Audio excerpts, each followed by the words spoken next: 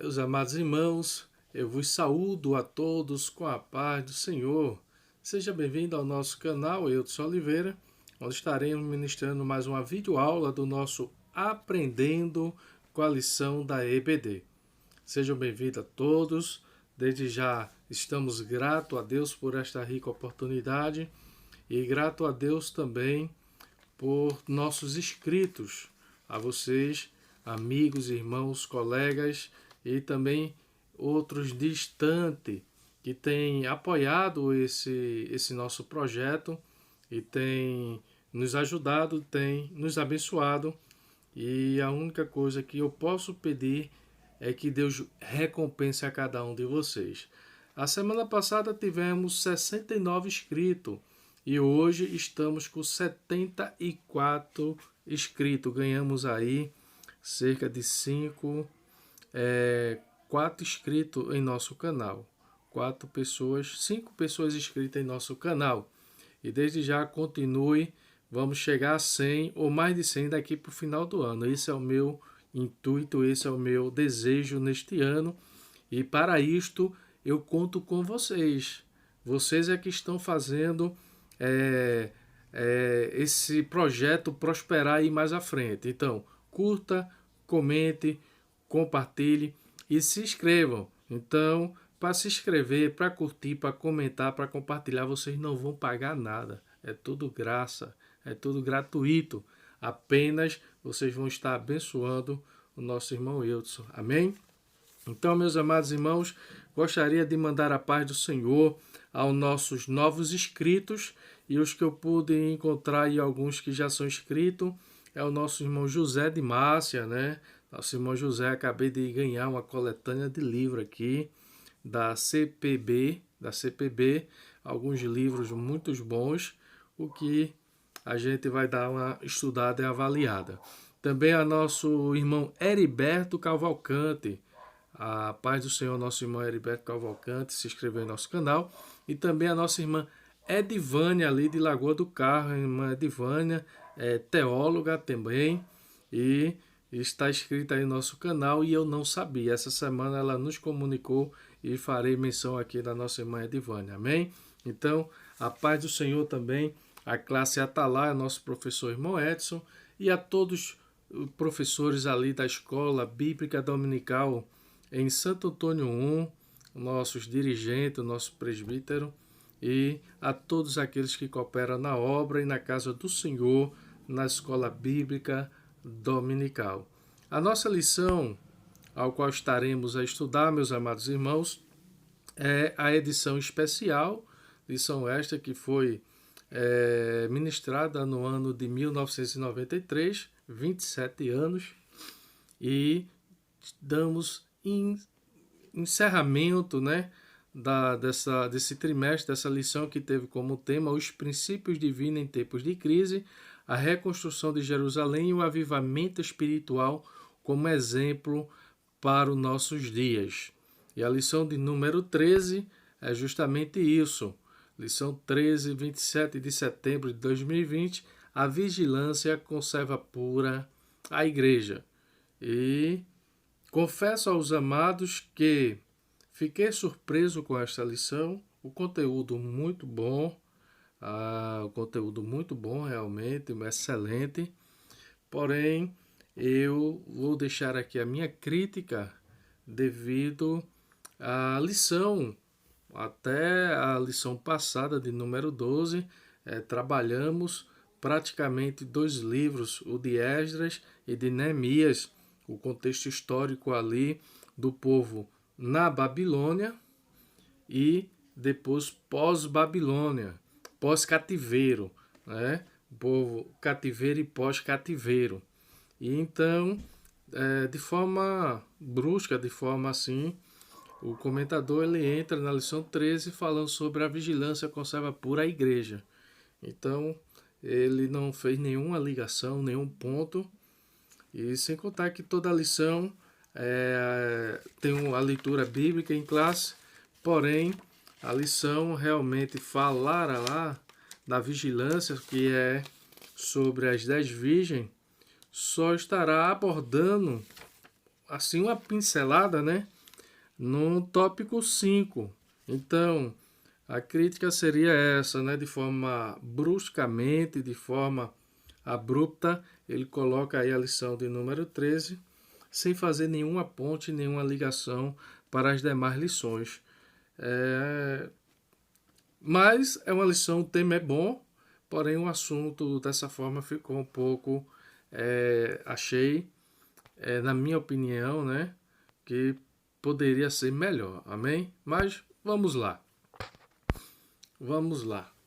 O nosso textuário vai nos dizer: e as coisas que vos digo, digo-as a todos, vigiai.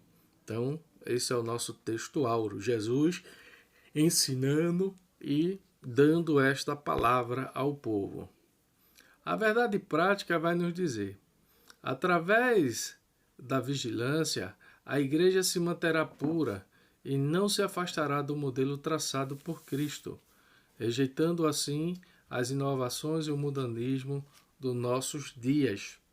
Então, a verdade prática vai colocar duas coisas primordial aí à igreja: a vigilância e a pureza, né? A vigilância e a pureza, e rejeitando todas as inovações e o mundanismo. E isso é tão sério, meus amados, que hoje estamos vivendo uma época de tanta inovação, de tanta coisa em nossos púlpitos, e às vezes púlpitos têm deixado de falar a palavra, têm deixado de pregar a palavra, para às vezes falar de outro ou de outra, né? Então, vai aí apenas um alerta para nós que usamos às vezes o púlpito da igreja do Senhor. O púlpito não é para estar falando de A, de B, de C, da igreja, do pastor, seja lá de que for, não. O púlpito é para pregar a palavra. Então pregue a palavra, aproveite a oportunidade, porque o povo quer aprender, o povo quer se alimentar. E como é que eu vou se alimentar de um púlpito que só fala dos outros, só fala de outras coisas e não fala o ensinamento da palavra? Então, vai aí também essa nossa observação. A leitura diária, como sempre, está aí de segunda a sábado. É uma leitura muito boa, uma leitura que desenvolve muito bem e os irmãos poderão ler em casa com a sua Bíblia. Recomendo. A nossa leitura bíblica em classe está em Mateus capítulo 25, versículo do 1 ao 13, que nos diz assim: Então o reino do céu será semelhante a 10 virgens que, tomando as suas lâmpadas, saíram ao encontro do esposo. E 5 delas eram prudentes e 5 loucas. As loucas, tomando as suas lâmpadas, não levaram azeite consigo. Mas as prudentes levaram azeite em suas vasilhas com as suas lâmpadas. E tardando o esposo, tosquenejaram, todas adormeceram. Mas à meia-noite ouviu-se um clamor: Aí vem o esposo, sai ao encontro. Então todas aquelas virgens se levantaram e prepararam as suas lâmpadas. E as loucas disseram às prudentes: Dai-nos do vosso azeite, porque as nossas lâmpadas se apagam. Mas as prudentes responderam, dizendo: Não seja caso que nos falte a nós e a vós, e diante aos que vendem e comprai para vós. E tendo elas ido comprar, chegou o esposo, e as que estavam preparadas entraram com ele para as bodas, e fechou-se as portas. E depois chegaram também as outras virgens, dizendo: Senhor, Senhor, abre-nos a porta. E ele respondeu e disse: Em verdade vos digo, não vos conheço. Vigiai, pois, porque não sabeis o dia nem a hora em que o Filho do Homem há de vir. Então, essa nossa leitura bíblica em classe, e estaremos aí mostrando os hinos sugeridos da harpa cristã, número 17, 88 e 140, e está aí o nosso objetivo geral. Meus amados irmãos, não comentamos muito a nossa leitura bíblica em classe para que a gente pudesse ganhar tempo para o comentário da lição. Então, às vezes, alguém pode perguntar se eu indagasse, mas às vezes é necessário comentar assim a leitura bíblica em classe, é porque é onde está todos os textos. Mas aí a gente poderá fazer um paralelismo usando alguns textos da leitura bíblica em classe para abordar de uma forma objetiva, ok?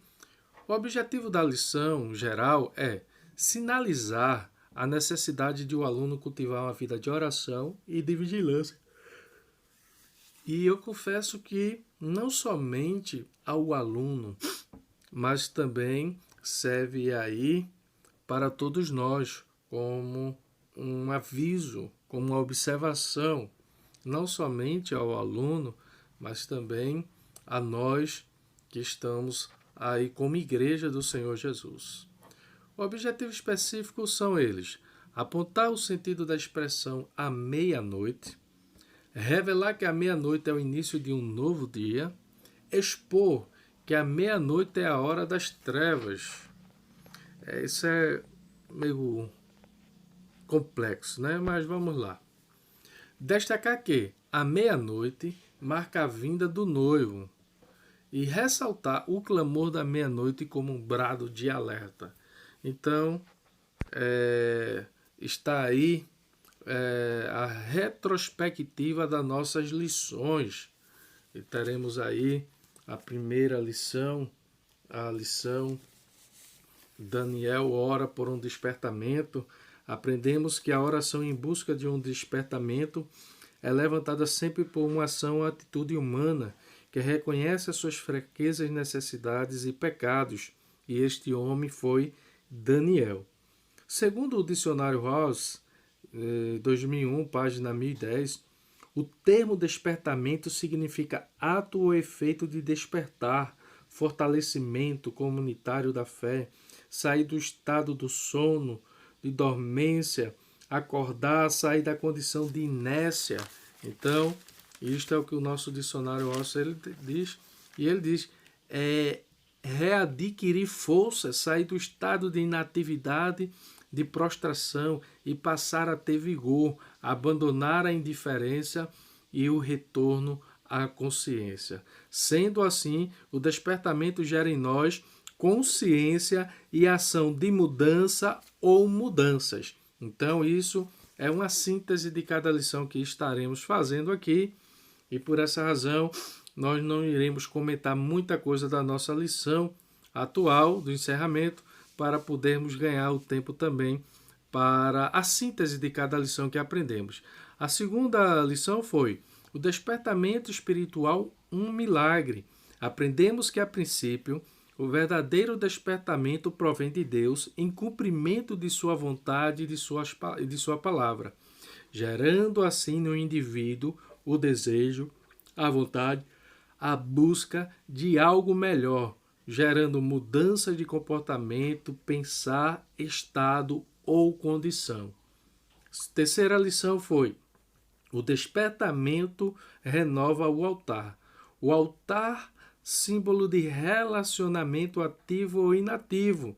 O altar ali estava destruído, estava abandonado, estava em caos. Mas aí Deus ele utilizou de Zorobabel para levantar o altar. Altar, lugar de sacrifício. Altar, lugar de perdão. Altar, lugar de gratidão.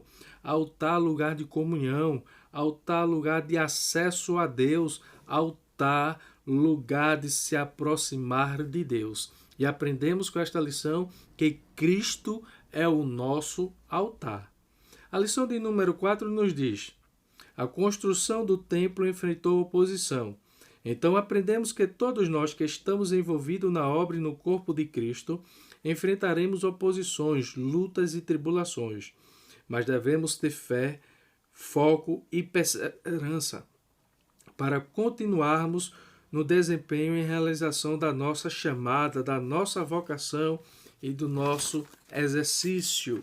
Então, a lição de número 5 agora.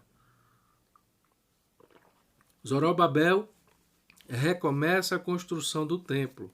Então percebemos que um verdadeiro líder ou uma verdadeira liderança desperta no povo o desejo de trabalhar, motivar e acender em a chama, em amor da obra de Deus.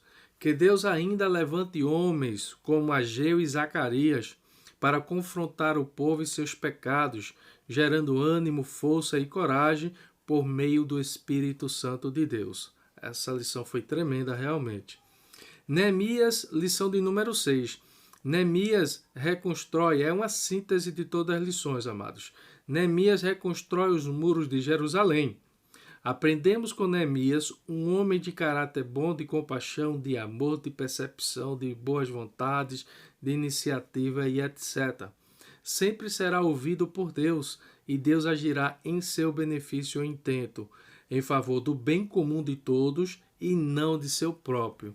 Então, aprendemos aí muito com Neemias. Então, eu acho, na minha opinião, na minha sugestão, essa lição final, não que o tema seja ruim, que o tema não seja bom, é muito bom, é a vinda de Jesus e tudo mais, mas para que a gente não perdesse o foco e o contexto, o comentador poderia falar muito das características de um bom líder, Neemias. Então isso aí ia fechar muito e com certeza ia manter-se no mesmo contexto. Lição de número 7. O povo de Deus deve separar-se do mal. Vimos nesta lição quanto o líder, Zorobabel aqui, agiu de forma prudente e sábia, negando fazer aliança com os inimigos e não aceitou nenhum tipo de ajuda e cooperação em prol da construção da obra do templo, nos deixando o maior exemplo para os nossos dias atuais. E qual é? É o que o Salmo primeiro nos avisa, nos orienta. Não andeis num caminho do escarnecedor. Então, às vezes, ouvimos o conselho de tanta gente, de tanto tipo, mas não ouvimos o conselho de Deus, da sua palavra. Né? Então, bem-aventurado o homem, o varão, que não anda, né, no caminho do conselho dos ímpios, nem se detém no caminho dos pecadores, e nem se acenda na roda dos escarnecedores. Então, a gente fica aí como esse aviso, essa alerta. A lição de número 8, a gente vai entender as causas da desunião devem ser eliminadas. Vimos que em toda instituição ou organização terá seus desafios e problemas, tornando-se assim com a ausência ou a falta de amor no seio da igreja, ela se torna uma instituição carnal, materialista e secularizada, e guiada pela vontade e dependência meramente humana. Que possamos nos lembrar que o verdadeiro amor de Deus em nossos corações por Cristo Jesus nos comove a agir com compaixão, empatia, misericórdia e amor com nossos irmãos. A lição de número 9, fizemos a síntese dela também, como vencer as oposições à obra de Deus. Percebemos com esta lição que os maiores inimigos da obra de Deus e suas naturezas de ordem espiritual. E porém devemos estar atentos, vigilantes e com discernimento diferenciar os ataques sofridos. E como poderemos nos preparar, nos fortalecendo, nos capacitando e fazendo estratégia ou criando estratégia para prevalecermos contra os nossos inimigos. A lição de número 10 vai nos dizer: provai se o Espírito são de Deus. Com esta lição, podemos enxergar e perceber que o nosso adversário usa de várias estratégias e imitações para impedir, neutralizar e destruir a obra do Senhor ou o seu povo, que um líder com o dom de discernimento e cheio do Espírito Santo poderá desmascarar, perceber e avaliar e combater os falsos ensinos, os falsos espíritos, os falsos profetas, os falsos mestres e os falsos líderes, defendendo assim o rebanho que o Senhor Deus lhe confiou. Na lição de número 11, Esdras vai a Jerusalém ensinar a palavra, e aprendemos que a palavra e o seu real, verdadeiro ensino confrontam o nosso eu, os nossos pecados e transgressões, os nossos comodismos, despertando em nós uma alta reflexão externa, onde gerará arrependimento, confissão, conscientização, mudanças de ações. pois pela palavra do Senhor passamos a nos fortalecer e viver uma vida de comunhão e santidade. E aprendemos o temor a Deus e a sua palavra e nos aprofundamos no conhecimento de Deus e de sua vontade. E aí, a lição de número 12 é de Neemias combate o casamento misto. Vemos que o povo de Deus havia se casado com mulheres pagãs, cujo seu Deus havia ordenado e proibido não fazer aliança ou matrimônio. Desta forma, aprendemos que o misticismo e o jugo desigual não é permitido, não é autorizado e não é recomendado para o povo de Deus, seja Israel ou a igreja. Aí a gente toma como igreja, dentro desse contexto, apenas o princípio bíblico. Não que iremos agir ou fazer como Israel, mas o princípio bíblico serve para a igreja ou para qualquer indivíduo que assim queira.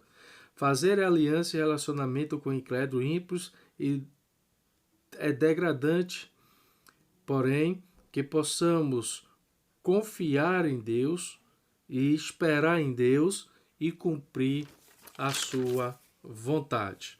Então, a lição de número 13 é essa que estamos ministrando neste momento. A síntese dela que nós colocamos foi: somos exortados a estarmos prontos e preparados para a vinda do Senhor Jesus e uma advertência quanto à vigilância de uma vida pura e abnegada no serviço cristão.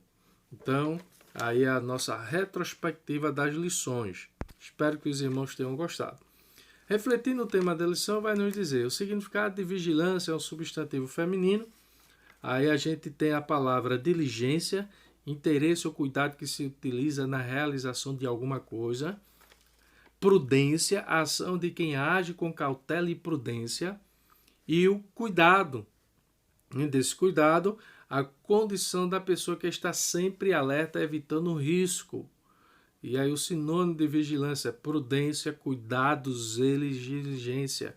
Então veja que quando estamos vigiando, estamos tendo cuidado, estamos tendo prudência, zelo e estamos sendo diligente.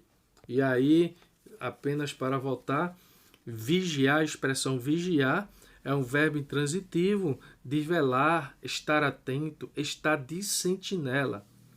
E existem alguns verbos, e a gente só vai citar dois verbos aqui no hebraico aqui.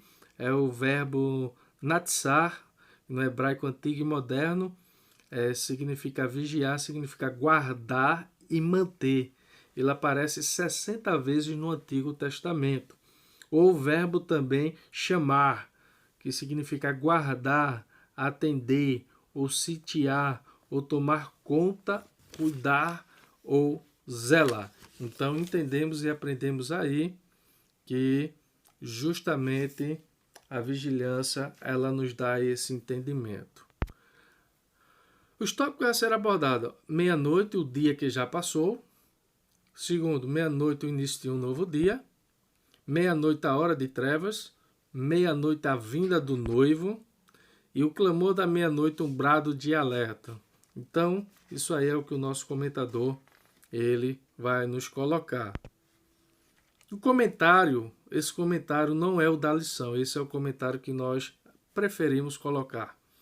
Portanto, demos graças a Deus que chegamos ao término de mais um trimestre, onde aprendemos e obtivemos ensinamento importantíssimo para a nossa vida e conduta cristã. Podemos lembrar da fala do apóstolo Paulo: porque tudo o que dantes foi escrito para o nosso ensino foi escrito, para que pela paciência e consolação das Escrituras tenhamos esperança. Romanos 15:4. Então, o que aprendemos serve sim como escrito para nós, para nos orientar, para nos exortar, para nos corrigir a palavra do Senhor.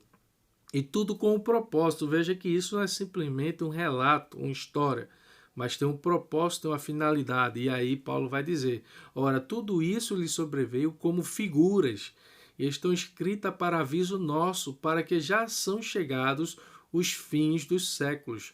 1 Coríntios, capítulo 10, versículo 11.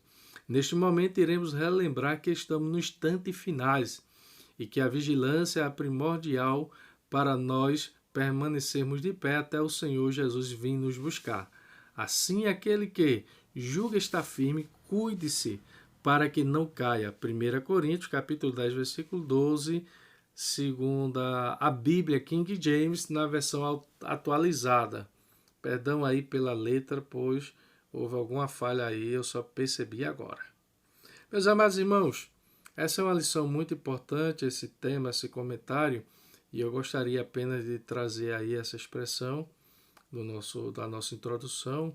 É nossa, não foi o da lição, porque o da lição achamos muito extenso e quisemos preferir assim fazer, ok? Então apenas mostrar aí que tudo há um registro de Deus, há um fator que Deus ele quer se manifestar. E o que eu imagino é que dos homens do Antigo Testamento, desde o Éden até o Apocalipse, daqueles homens, Deus faz um registro, tanto de homens bons como de homens maus, as condutas, as posturas, as personalidades, os caráter, as virtudes, os erros, as falhas. E às vezes nos perguntamos, será que iremos também ter esse livro da nossa vida? E o que eu acho interessante é o nosso legado que nós podemos deixar aqui é aquilo pelo que fomos conhecidos hoje. Então, qual é o legado que o irmão Eudson está deixando? Qual é o legado que você, irmão ou irmã que está nos ouvindo, está deixando? É um legado de pessoas que é uma mentirosa, que são enganadores, que são falsificadores, que são traiçoeiros, são falsos? Ou um legado de pessoas de homens, de mulheres de Deus, de homens dedicados, de homens de oração, de homens de palavra, de mensagem, de amor, de compaixão, de misericórdia? Então esse é o legado que nós podemos deixar. E aí a gente vê nas páginas da Bíblia Sagrada Deus fazendo questão de mostrar esse legado. E aí talvez alguém até se pergunte, mas irmão, a gente não pode expor, a gente não pode falar, a gente não pode expor, não pode falar. Podemos sim. Por quê? Porque isto é o legado que estamos fazendo, que estamos deixando. Agora, o que não podemos é difamar, caluniar, falso testemunho, né? E isso aí é pecado, isso aí é crime, porque difamar, né? Isso aí a gente não pode, entendeu? Mas aí fica a nossa interrogação. Qual é o legado que eu tenho deixado? Qual é o legado, a marca que eu tenho deixado nesta terra, por onde eu passei? Essa está aí a nossa lição para o próximo trimestre, a fragilidade humana e a soberania divina. A lição do nosso quarto trimestre de 2020. Aí as 10 virgens e o casamento judaico, porque aí a parábola das 10 virgens traz uma ilustração, e a parábola, né, nós entendemos, é justamente algo da vida real que é comparado, era comparado, fazer em comparação, para revelar, ensinar algum ensinamento espiritual para alguém ou para o povo. E aí a parábola era utilizada bastante por Jesus Cristo. O ponto central da nossa lição vai ser: é preciso vigilância para conservar a pureza da igreja. É uma lição muito curta essa lição, a gente não vai comentar muito, ficou muito longa, muito extensa também. A gente teve que dar uns cortes, mas os irmãos vão aí compreender.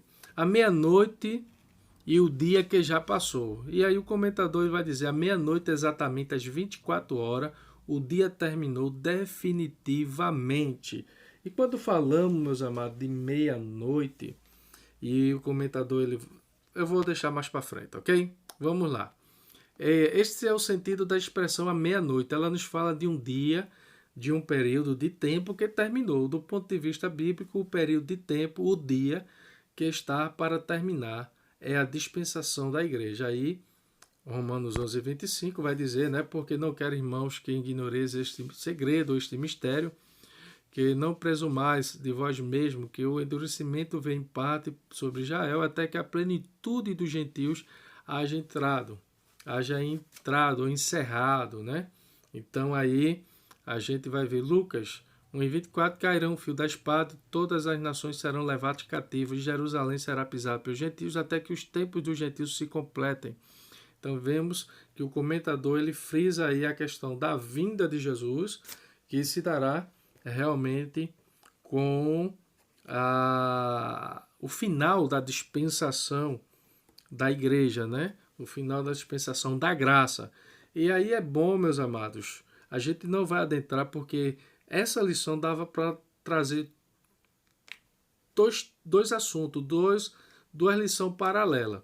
Uma seria sobre as parábolas das 10 virgens, e aí alguém compara até com a igreja, mas na realidade não é isto. E o objetivo desta parábola, a finalidade dela, não existe outro maior, outro coerente e mais bíblico de que a vigilância, a preparação, estarmos atentos, estarmos preparados para a vinda do Senhor. Isso aí, a parábola das 10 virgens daria uma lição. E uma outra lição seria sobre a vinda de Jesus. Por quê? Porque a gente vai ver que existe a vinda de Jesus como o dia do Senhor, como o dia da ira também, como aquele dia que o Senhor vai vir pisar ali no Monte das Oliveiras. Mas assim cremos, assim professamos pelo pré-tribulacionismo, é que a igreja ela não vai passar pela grande tribulação. Então entendemos que o arrebatamento da igreja irá ocorrer antes. Então, e existem pessoas que misturam texto e contexto do arrebatamento, usando na vinda e na vinda no arrebatamento. E aí depois não se sabe mais identificar um ou outro. Então a gente temos que saber sim identificar isso, ok? Porque aí senão vamos cometer vários erros e vai ficar difícil. Jesus está voltando, verdade, e para arrebatar a igreja. Será que você está preparado? Será que eu estou preparado? Será que eu estou realmente aguardando essa vinda? Estou almejando, desejando a vinda do Senhor? Então, a vinda aí, a gente entende aqui nesse contexto de parousia, né? Existem algumas palavras aí no grego para a palavra vinda, e o arrebatamento se dá aí pela parousia. A parousia é que vai dar o arrebatamento, assim cremos. A síntese do primeiro tópico diz aí: à meia-noite o dia findou, e tudo o que aconteceu pertence ao passado, ao ontem. Passou, acabou. Né? Bem simples o objetivo. Segundo tópico quer dizer: meia-noite, início de um novo dia. Amanhã começará e a noite vem novamente. Então, é uma lição que a gente deixa aqui um pouco a desejar, mas vamos avante. Um novo dia, o dia da eternidade, cujo início se dará quando Jesus chamar para si aqueles que lavaram as suas vestiduras em seu precioso sangue. E esse é o dia de Jesus Cristo. 1 Coríntios 1:8 vai dizer, e eu botei Romanos aí, mas é 1 Coríntios 1:8, o qual vos confirmará também até o fim, para seres repreensíveis no dia do nosso Senhor Jesus Cristo. 2 Coríntios 1:14 vai dizer, como também já em parte reconhecestes em nós, que somos a nossa glória, como também vós sereis a nossa no dia do Senhor Jesus. A meia-noite iniciou de um novo dia, amanhã começará. Naquele momento, melhor do que nunca, Jesus verá o fruto do seu trabalho, de seu sofrimento. E os que são do Senhor ressuscitarão e serão transformados os vivos. 1 Coríntios 15:23, aí é onde Paulo ele relata um grande mistério que ele diz que eu não sei como é que vai ser, mas os que estiverem vivos e os que estiverem mortos serão transformados, ambos, o corpo será transformado. E aí é um grande mistério que não sabemos como se dará, como será isto, mas não somente os vivos, mas também os mortos. E Jesus levará a sua noiva para a sala das bodas, onde a igreja e o cordeiro se unirão para todo sempre. E aí a gente observa que após o arrebatamento da igreja, a igreja ela estará passando aí para a boda do cordeiro, né? Mas aí existe também o julgamento, né? O julgamento aí, o julgamento das obras, né? É onde será dado os galardões. E aí a gente tem que entender que primeiro o arrebatamento, a gente entende, segundo o julgamento das obras, o julgamento dos galardões, a entrega dos galardões, e terceiro, a boda do Cordeiro, né? A grande ceia do Senhor com a sua igreja. A meia-noite iniciou início de um novo dia, a noite vem. Quando Jesus levar a noiva, começará também o dia da ira do Cordeiro para o mundo que rejeitou a Jesus. Apocalipse 6, 16 e 17 vai nos dizer: E diziam aos montes e ao seu rochedo: Cai sobre nós e escondei-nos do rosto daquele que está assentado sobre o trono e a ira do Cordeiro. Porque é vindo o grande dia da sua ira, e quem poderá subsistir? O grande lagar da ira de Deus será pisado sem misericórdia. Então vejamos, irmãos, que a lição aí, ela mostra aí o retrato daquelas pessoas que estarão a ficar num período que nós entendemos da grande tribulação. E por isso que eu disse, irmãos, essa lição ela daria para dividir em dois temas. Falar só sobre a parábola das 10, né, das 10 aí das 10 virgens, e a outra lição seria sobre o dia da vinda do Senhor. E aí a gente não tem como fugir aqui, adentrar muito, porque senão a gente não vai dar tempo para continuar no tempo ideal. A síntese tópico 2 vai dizer: a meia-noite é anúncio de um novo dia, mas também a chegada da noite também. É um trocadilho, né? A meia-noite é a hora de trevas, terceiro tópico. A natureza sente as trevas, os homens sentem as trevas, as nações estão em trevas. A natureza sente as trevas. Para o povo de Deus, familiarizado com as Escrituras, nada parece estranho nem admirável quando vemos trevas, angústia e dificuldade, pois sabemos pela Bíblia que estas coisas anunciam a vinda iminente de Jesus. O lugar escuro em que vivemos, segundo Pedro, capítulo 1, versículo 19, parece iluminado pelas promessas gloriosas da palavra de Deus. As nossas almas se consolam com as profecias, pois quanto mais escura a noite, mais perto estamos da vinda de Jesus. Isso é o que o comentador ele coloca, amados, fazendo essa questão de escuridão, de alardo. Não, é certo que a vinda de Jesus realmente se dará, e a gente tem visto alguns acontecimentos na área econômica, da natureza, na questão também da religiosa, né? Falsos cristos, falsos mestres, falsos pastores, falsos líderes, falsos profetas. Então, na questão da tecnologia, na ciência, então nós temos visto sinais sobre isto. Porém, deixa a desejar um pouco, ok? Na natureza sente as trevas. Paulo vai dizer em Romanos 8, 22 e 23 que a terra, a natureza, geme até hoje. E ele diz: e nós também, que temos a primícia de Cristo, a primícia do Espírito, também gememos, também sofremos até o dia da vinda do Senhor. Então, por isso, nós vemos aí muitos furacões, terremoto, enchente, queimada, catástrofe, corrupção. Não é que isso que Deus queira, mas isso é a palavra de Deus revelando e mostrando tudo aquilo que viria. Né? Deus não quer que o homem peque, mas o homem peca porque ele dá ocasião à sua carne, à sua natureza. Mas o desejo de Deus é que o homem, ele sirva a Deus, ele vive em obediência a Deus. Os homens sentem as trevas, a Bíblia fala de difíceis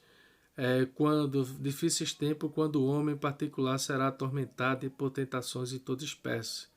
As perseguições à igreja, o ódio, os crentes e a corrupção moral provam que já anoiteceu. E há muito tempo. Lucas 17:28 vai dizer, como também da mesma maneira aconteceu nos dias de Ló, comiam, bebiam, compravam, vendiam, plantavam e edificavam. Então será de repente, não sabemos o dia e nem a hora, mas sabemos que ele prometeu que viria. Amém? Então se ele prometeu que viria, existem várias promessas de Jesus, mas duas que ele prometeu já se cumpriu. Uma delas foi a sua morte e a outra a sua ressurreição. E resta agora a terceira, que é a sua manifestação, a sua vinda em glória. O arrebatamento da igreja, nós comparamos algo paralelo, algo diferente. Arrebatamento e depois a sua segunda vinda. As nações estão em trevas, e isso é verdade. O interessante é que o comentador ele coloca aí a guerra, rumores de guerra, o perigo nuclear, biológico, químico, sombra e isso tudo mais. Mas tudo isso, meus amados, o pior de tudo isso não é somente isso, mas o pior é pelo motivo pelo qual o objetivo está sendo criado, está sendo feito, realizado. Pelo pecado que está dentro do homem, pelo mal, pela maldade que está dentro do homem, pelo desejos mais, querendo cada dia mais poder, querendo cada dia mais status, querendo cada dia mais dinheiro, e isso faz com que gere todas essas coisas. Por isso que Jesus disse que o que contamina o homem não é o que entra, mas sim o que sai. Porque o que sai é o que está dentro do seu coração, é o ódio, é a ira, a raiva, a inveja. E uma das coisas que tem matado muito, não somente hoje, mas muitos anos atrás, a inveja. E muitos têm matado, têm sido homicidas espirituais por causa da inveja. E isso é terrível. A síntese do terceiro tópico vai dizer: a expressão meia-noite denota que a natureza sente as trevas e que as nações estão em trevas. Meus amados irmãos, essa expressão a meia-noite, a gente pode ver que a meia-noite, pela Bíblia Sagrada, a gente vê que a meia-noite há alguns milagres, há algum agir de Deus também. Quando eu coloco que a meia-noite é o lugar de treva e só tem maldade, só tem... Não, eu não vou dizer. Agora, meia-noite dá um sentido e uma ideia que escuridão, tá tudo fechado, tudo apagado, então dá esse sentido de medo. Mas à meia-noite a gente vai ver que Deus também ele age. Não existe o tempo e nem a hora para Deus agir. Ele age no seu tempo e na sua hora exata. À meia-noite Deus agiu em prol do seu povo no Egito, enviando ali as pragas e mandou ali o anjo da morte, o anjo da morte ali fazer aquele serviço. À meia-noite também Deus dá vitória a Gideão contra os midianitas, apenas tocando ali a buzina, tocando a buzina ali à meia-noite eles conseguiram ter a vitória. À meia-noite, Sansão, pelo poder de Deus, removeu os portões de Gaza. Josué 16, Juízes, capítulo 16, versículo 2 e 3. E o de Gideão foi Juízes, capítulo 7, versículo 19. E também perto da meia-noite, Paulo e Silas são liberados da prisão. Atos dos Apóstolos, capítulo 16, versículo 25 e 26. A gente pode dizer, amados, que a vigília judaica, a vigília ali, os judeus ele utilizava, tinha primeira vigília, segunda vigília, terceira vigília e quarta vigília. E aí a gente observa que há também isso aí dentro desse contexto da cultura judaica. Isso é muito bom os professores saberem. A gente não vai falar para não deixar muito longo esse vídeo, pois queremos terminar no tempo melhor para os amados, para não ficar tão longo. Quarto e penúltimo tópico, a meia-noite, a vinda do noivo. E aí, durante o sono espiritual, é um sinal dos últimos tempos. Efésios, capítulo 4, se eu não me engano, 5, vai falar justamente desse sono espiritual. E o sono espiritual é um sono de característica quando estamos esfriando na nossa fé, quando estamos esfriando na esperança, quando estamos não desejando mais também a vinda do Senhor. Durante os milênios, os salvos cantarão e falarão da segunda vinda de Jesus. E muitos crentes que esperavam aquele dia dormiram no Senhor, guardando a fé, e os que hoje vivem esperam ansiosos a segunda vinda de Jesus. Veja, os que esperam aquele dia dormiram no Senhor, aguardando a fé, e os que hoje vivem esperando ansioso a segunda vinda de Jesus. Irmãos, a igreja ela não aguarda a segunda vinda de Jesus, a igreja aguarda o arrebatamento da igreja. Então é isso que às vezes complica. Então, se o professor ele não tiver cuidado, ele vai passar desapercebido com isso aí. Então, à meia-noite ouve-se o clamor de júbilo, incontido que encherá a terra e o céu será a noiva, exclamando, chegou o noivo. Interessante que nessa parábola, irmãos, não é apresentado a noiva, é apresentado o noivo, e no processo do casamento, aí passava um ano, o noivo prometia a noiva em casamento, dava ali seu dote e ia granjear para voltar compor um ano após para fazer a realização do casamento. E nessa realização do casamento, a noiva ela estava na sua casa, as suas meninas, as suas damas, que é o que é apresentado aí na parábola, ela acompanha e o noivo vem também com seus acompanhantes até a casa da noiva e ali se celebrava todo o processo. Porém, a noiva aí não é apresentada. A noiva aí não é apresentada. Então, a gente tem uma grande dificuldade em trazer isso para a igreja, para o arrebatamento da igreja. E assim eu não creio, não acredito que Mateus capítulo 25 fale do arrebatamento da igreja, não. E a gente não vai se estender para não criar choque aí nos amados. Então, a síntese do quarto tópico é dizer, a expressão meia-noite denota a vinda infalível do noivo. Então, se é a vinda de Jesus, é a vinda e não arrebatamento. E quinto e último tópico é dizer, o clamor da meia-noite, um brado de alerta, o sono espiritual, sinal dos últimos tempos, e seremos guardados vigilantes se usarmos os meios que Deus apoia à nossa disposição. Apenas um erro, irmão. O clamor da meia-noite, esse quinto tópico, é somente o quinto tópico, é só apenas o tópico realmente, e aí a gente vai dar aí. O sono espiritual é um sinal espiritual dos últimos tempos. Sim, quem tem ouvidos ouça para ouvir o que o Espírito diz às igrejas, Apocalipse 2:7. Por essa razão, eu e você teremos que pregar, anunciar a vinda de Jesus. Ao invés de estarmos arengando, discutindo em púlpito, falando de A, de B, de C, de E, de F, pregue a palavra, irmão. Pregue a mensagem, pois vidas e pessoas são sedentas e carentes de ouvir a mensagem que Jesus está voltando, a mensagem que o pecado faz a divisão entre o homem e Deus, a mensagem que há uma esperança, uma mensagem que há uma recompensa, uma mensagem que há um céu glorioso, uma mensagem que para onde estaremos com Jesus, não sofreremos, não teremos mais tristeza nem dor. Há uma mensagem de esperança, pois aqui já temos sofrido tanto. Também não é a mensagem de prosperidade que muitos pregam e querendo defender aí, a prosperidade aqui na terra, e parece até que Jesus não vai vir mais. Até parece o que Jesus disse, no mundo tereis aflição.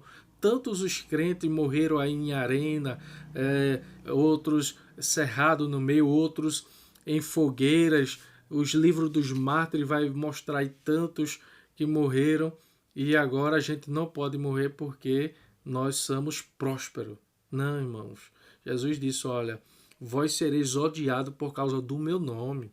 Vós sereis levados a tribunais, a julgamento por causa do meu nome.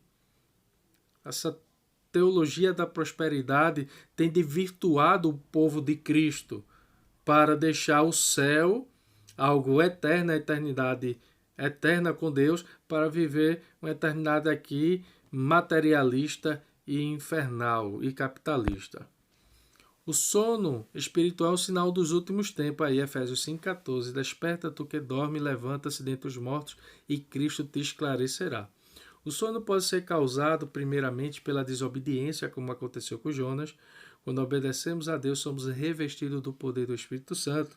E para não adormecermos também, a preguiça causa sono. Olha, até a preguiça. Seremos guardados. Ele nos desperta pela sua palavra. Jesus despertou seus discípulos falando-lhe. Quando Jesus diz, ali, poder nem dormir, nem permanecer acordado comigo, nem ser uma hora, né? E o povo ali fica dormindo. A palavra de Deus, quem a estuda com atenção, encontra sempre incentivo e despertamento. Aleluia! O Espírito Santo nos conserva vigilante e acordado. Ele é como óleo na lâmpada. A presença do Espírito Santo é um símbolo aí do azeite, né? E aí, a oração é outro fator importante para o qual Jesus chama a nossa atenção. Jesus disse, vigiai e orai para que não entreis em tentação. E acrescentou, o Espírito está pronto, mas a carne é fraca, significando que se os discípulos orassem, o Espírito prevaleceria sobre a carne. Porque a oração é um recurso tão importante para nos manter vigilantes. Sim, porque pela oração vivemos em comunhão com Deus.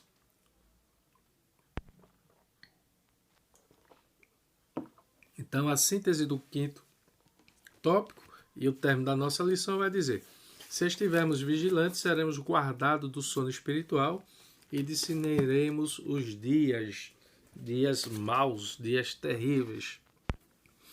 A conclusão nos diz: quando o clamor da meia-noite for ouvido, diz a Bíblia que o seu sentido é o seguinte: sai ao encontro. E é precisamente isso que o Espírito Santo quer dizer atualmente. Prepara-te para te encontrares com o teu Deus. Amós 4:12. Então, a gente não vai ler a conclusão completa, irmãos. Apenas para os irmãos aí ficarem, que é essa conclusão da lição. Tivemos 12 lições sem conclusão. A lição 13, ela teve lição. Então, deixou em partes a desejar. Sugestão teológica, Teologia Sistemática de Stanley Ott, também.